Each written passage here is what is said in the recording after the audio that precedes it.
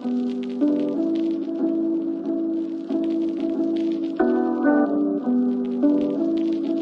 everyone, welcome to Vogue's Night in partnership with Galaxy. I'm Olivia Marks, the features editor at British Vogue, and I'm joined this evening by Leigh-Anne Pinnock from Little Mix. Hi Leigh-Anne. Can you please talk me through where you are, because your kitchen looks pretty fabulous. This is my humble abode, my kitchen. This is where the magic happens. Right. I love cooking, so I spend a lot of time here. I bet. Have you spent a lot of time there in the last 6 months? I've really kind of honed in on my cooking skills. Have you? So what have you been making? I think my speciality is jerk chicken wraps. I've nailed those. And I'm really good at a roast as well. I made a roast for the first time. What's your go-to? Chicken, beef? Lamb. Lamb! Okay. That's quite, I would say, out of the roasts, lamb is the outlier. Yeah. To be fair, I can't take the credit. My sister, she literally gives me all of my recipes and ideas because she's just amazing. I'm ringing her constantly. She must get so annoyed with me. What do I put in this? What do I put in this? But yeah, I feel like I can probably stand on my own 2 feet now. Great. So you've got your lamb roast. What about dessert? Are you a dab hand at puddings? I've got a little knack for baking, but I'm really trying to kind of branch out and explore a bit more and practice a bit more, I think. So tonight I'm going to be making Galaxy truffle tarts. Okay. Yeah, they're super easy, super quick, and I think it's like the perfect treat for having friends over, for like a night in. I'm having a little thing with a couple of friends on the weekend, so I'm going to make these. So we're going to use 2 bars of Galaxy smooth milk. Okay. Great chocolate. Okay, and then we are going to put it into the microwave and give it a little melt. Here we go, lovely melted chocolate. How long did you pop that in to melt for? But I think put it in for like 40, give it a stir, and then put it in for another 10, and then it's fine. Yeah. You just got to be careful because burnt chocolate isn't the one. It's not the one. And then, you know, you've waited two bars of Galaxy smooth milk, and no one wants to see that. So now I'm going to mix it with some puffed rice, which is one of the best parts because it just, I mean, you could just eat it from the bowl. Literally. Yeah, that is the risk. This reminds me of being a kid at school. I know, right? Is this slightly more tricky? Well, no, not really. It's what I'm saying. This dessert is so easy. I was surprised because obviously they look really intricate at the end, but yeah, it's quite an easy thing to do. Even better. So that you're stirring the puffed rice into the Galaxy. Look at that. Oh. Is cooking on screen more or less stressful than singing live? More stressful. No, it is. I made food for the girls in the group. So we did like a little come dine with me series. Wow. I mean, I won, of course, but but I cannot tell you how stressful it was. Starter, main, dessert. Oh my gosh. Yeah. I was flapping. And then you were all rating each other? Yeah, so then we scored each other at the end. That's quite stressful as well. I hope no one got upset. Do you know what? Everyone did all right actually, which I was quite shocked at. Yeah, everyone did okay. Jessie's really bad at cooking, but she really surprised us. She made like a Thai curry, and it was actually really nice. So next we're going to divide this mixture equally into a cake tin, which I've lined with cling film. So I'm just going to get that out. Okay. Okay. So here's my cake tin. Oh, this is the worst bit, trying to get the cling film in. Why do they make it like this? And I always lose the box as well, so it just comes like this now. Okay, so you literally just push it into each part of the cake tin like this. Yeah. Okay, so I'm going to get a spoonful of the mixture and put it into the cake tray. And then you literally just want to use the back of a little spoon, that's what I did, and then just kind of smooth it into the sides and onto the bottom to basically form a little tart. So Leigh-Anne, I hear you got engaged during lockdown. I'm I just had a little freak out. Where's my ring? No, it's upstairs. Oh my God. You've melted it in the chocolate. Oh my gosh. No, it's upstairs because it's quite big and it's amazing, bless him.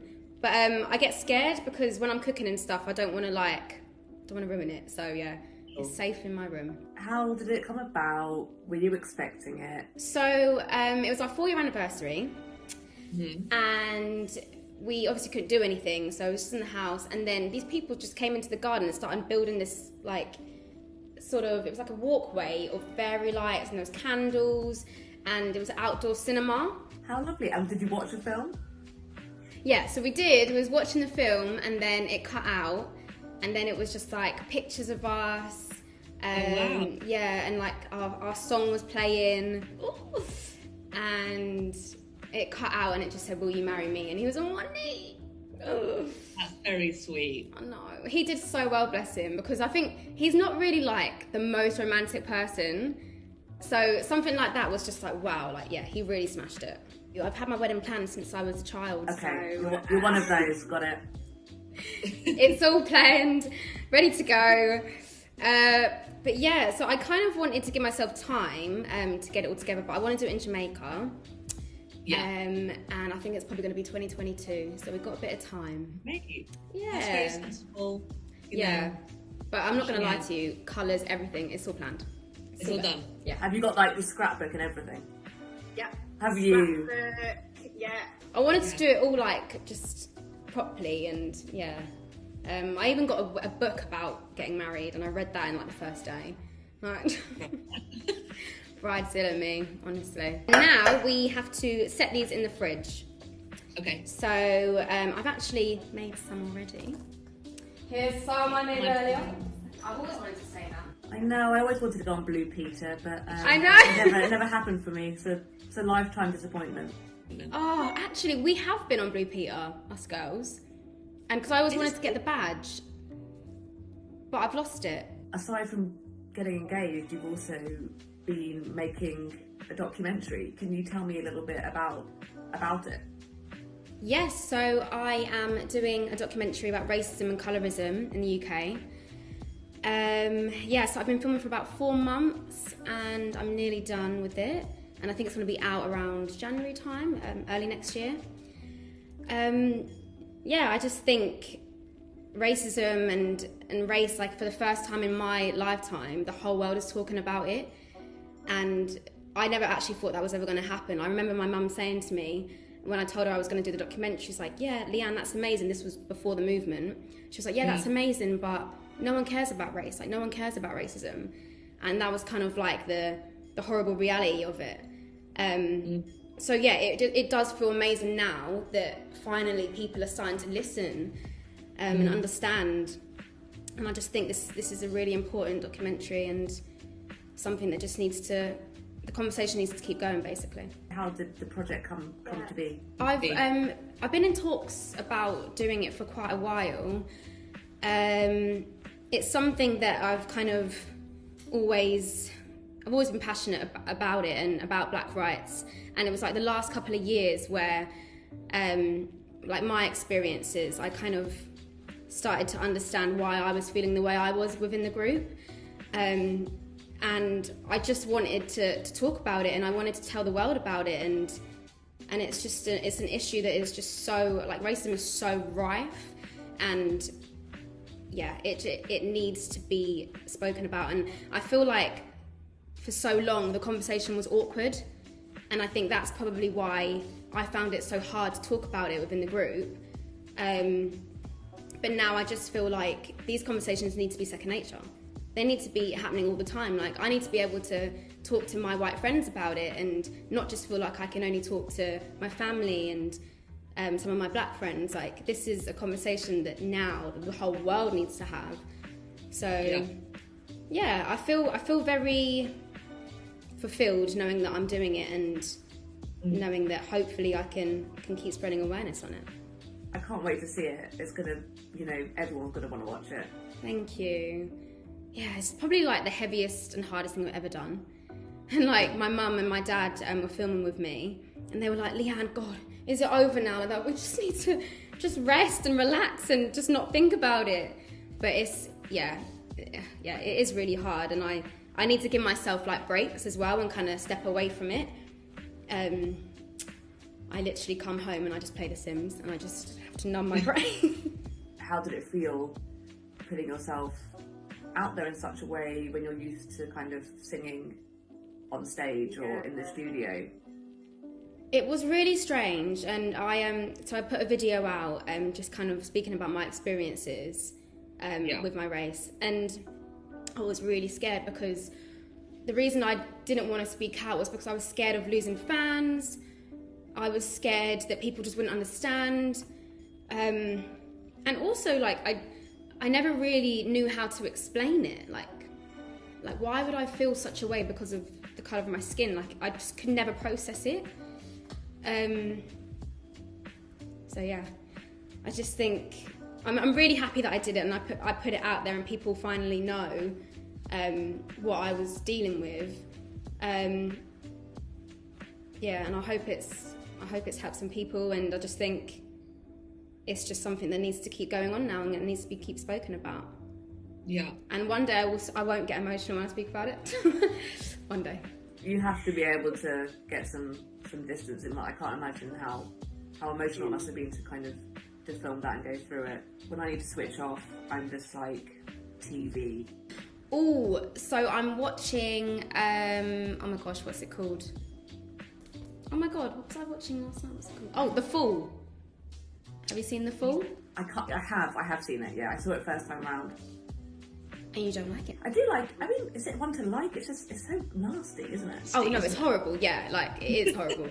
But it's good, it's a good thriller. Yeah. I mean, Gillian Anderson's, you know, looks fab in all those silk shirts and pencil skirts. Yeah, She looks great. Which isn't really the takeaway from the show, is it? But sure. Yeah. That's definitely Although I did actually get into reading during lockdown. great. What have you read? So I'm currently reading Akala's book, Natives. I don't know if you've heard of it. I have heard of that. I haven't read it, but it's on my list. Yeah. But I'm really bad. Like, I start reading a book and then I just stop. And then maybe I'll start another one, but then, yeah, I need to just learn to finish books.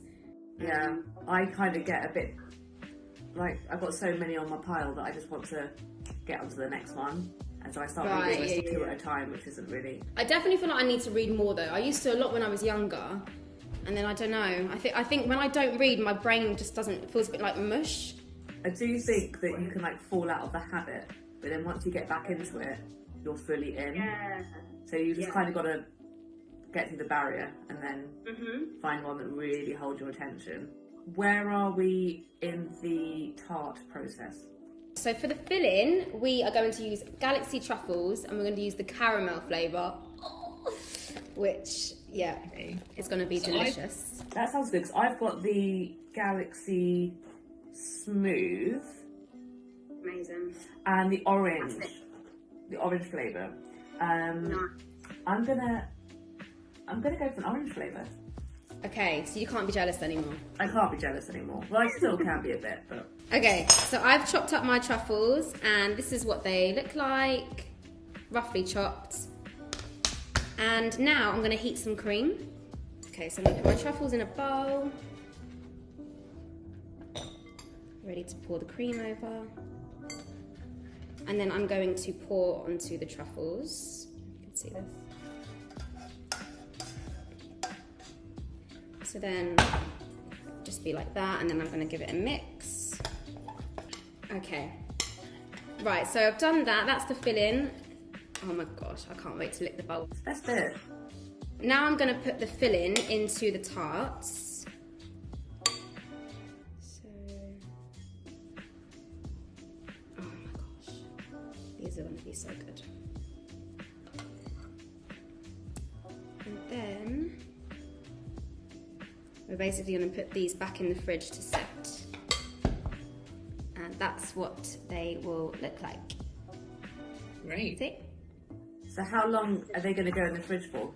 4 hours, I'd say. But overnight is probably easier. So here's some I made earlier. Yeah. Look at these. They look amazing. Truly professional.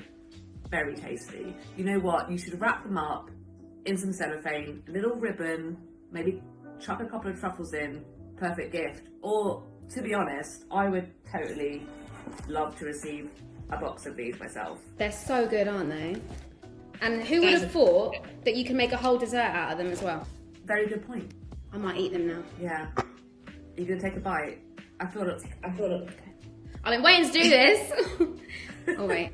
I feel like a creep watching you do it. Nigella. Yeah, this is your Nigella moment. I can't. Okay. Oh my god. You know what? I heard the crunch of the puff rice, and I get that sounded good. I know. I'm not just saying this. These are so. They are banging. Oh my gosh. Wow. Okay. I'm definitely making these again. Yeah.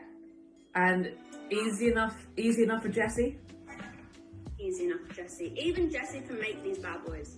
I am. Leigh-Anne, I'm going to leave you alone with your delicious Galaxy Truffle Tarts. I'm very jealous. It's been wonderful to talk to you, and I hope to again soon. Yeah, thank you so much. Nice to talk to you. Have a good night. Mwah. Bye.